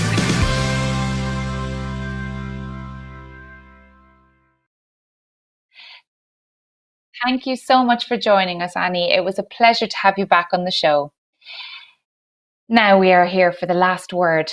This year, with pandemic-related emergency funding, the Arts Council's budget is €100 million, the largest in the history of government funding of the arts in Ireland. New funding streams are being created, but they won't serve all artists. That's not the purpose of the Arts Council funding the arts. Receiving funding is not a right. Not every project is right for the time. Not every artist is right for the project. But artists do need to survive. And for some, their art is the only way to do so. There are a lot of conversations that need to be had. Does government policy need to change to give artists a chance to survive? Does public perception of the arts need to change? Or do artists need to step up? One thing is very true. The term starving artist is real. With concerns about the depreciating PUP and the stall in the phased reopening of the country, the majority of artists are not quite sure when and if they will get back to work. Creating is a way of life that must be respected as a valid way to make a living. Yet some artists will never be able to buy a house or may struggle to put food on the table, not just now but throughout their lives. Theatre makers will work 2 or more jobs to survive and to save a bit to produce their next piece of work. Others will and have scrounged the €350 per week PUP to reinvest it into their craft. For some, creation is survival. Tonight's show was not meant to be comprehensive. It can't be. There are too many conversations to be had. The sector was broken long before COVID-19. There is a real fear that in reopening our theatres and getting back to work, the creatively starved artists and arts workers will accept anything just to get back to the room. This can do more harm than good. Behind the word funding are very real concerns. Rent to be paid, empty cupboards, hospital bills, children that need to be clothed, the lack of workers' rights, the absence of holiday time, the very real fact that most artists and arts workers do not earn a livable wage. These are conversations that need to be had now before we're back into the daily routine of making theatre and running from project to project. We tried to bring forward a variety of ideas tonight, some popular, some unpopular, but as always, we want to get some conversation started.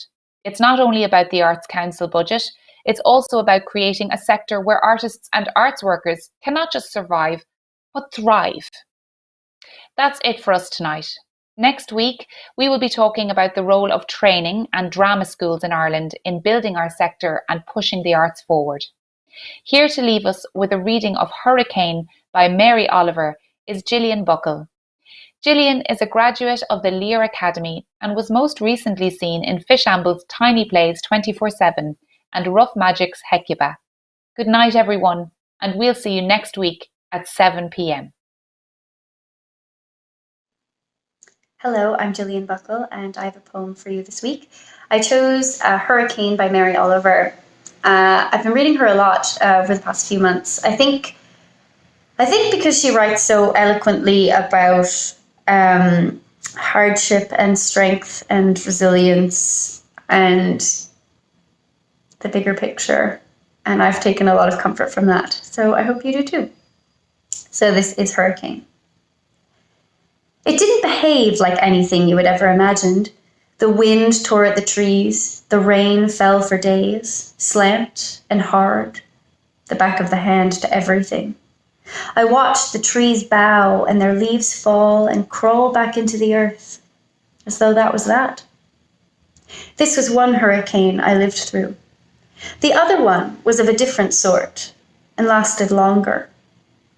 Then I felt my own leaves giving up and falling, the back of the hand to everything.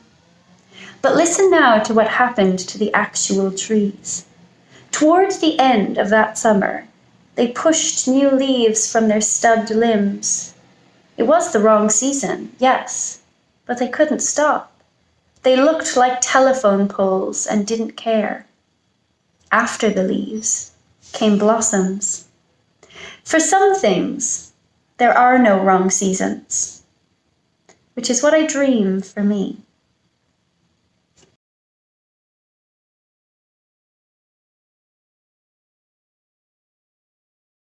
If you find value in Stage Door Live, please help us grow by letting your friends and followers know. If you're watching on Facebook, hit that follow button and give us a like. Take a moment to share this live feed with your friends and followers right now. If you're watching us on YouTube, make sure to give us a thumbs up, subscribe to our channel, and click that bell to keep updated on our new and exclusive YouTube content. Creating live content is a costly endeavour. If you'd like to help us keep the conversations going, please hop on over to our Patreon page, where you can become a patron and gain access to exclusive patron-only content.